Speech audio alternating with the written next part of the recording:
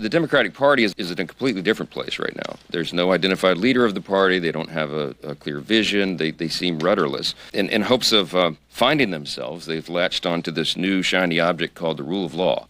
Well, we'd like to welcome them to the concept. It would be admirable if they hadn't spent the last 4 years with their heads buried in the sand while Biden literally trampled over the rule of law with no objection. In fact, many Democrats cheered that lawlessness, like when the Biden administration unconstitutionally forced the middle class to pay the student loans of doctors and lawyers, when they illegally mandated that private companies implement vaccine requirements, when they radically rewrote Title IX to undermine women's rights. Those things were actually illegal, and the Democratic Party cheered it. They didn't oppose it at all. President Trump, by contrast, is taking legitimate executive action to root out waste, fraud, and abuse in all these federal programs.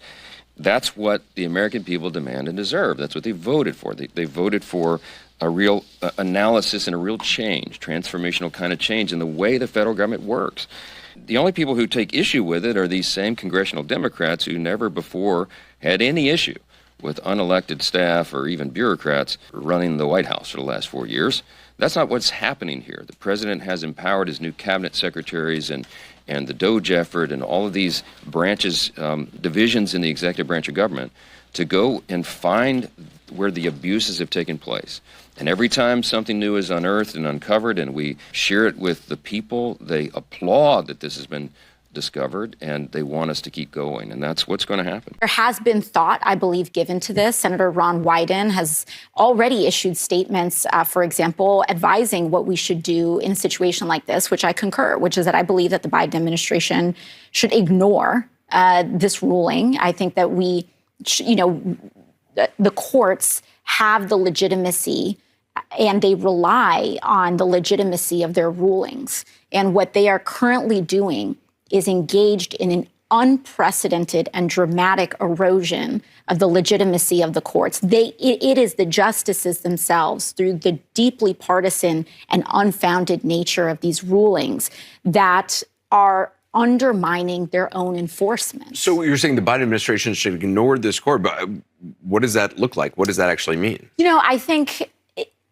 the interesting thing when it comes to a ruling is that it relies on enforcement. And it is up to the Biden administration to choose whether or not to enforce such a ruling. But is that... When Trump hiked tariffs on Chinese goods, it led to some increased prices for U.S. customers. How can you be sure the same thing won't happen again?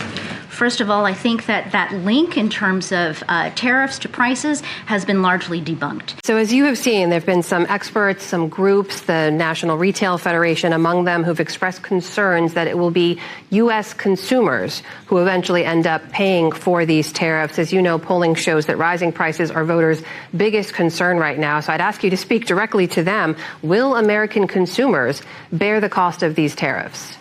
I don't believe that American consumers will see any meaningful increase in the prices that they face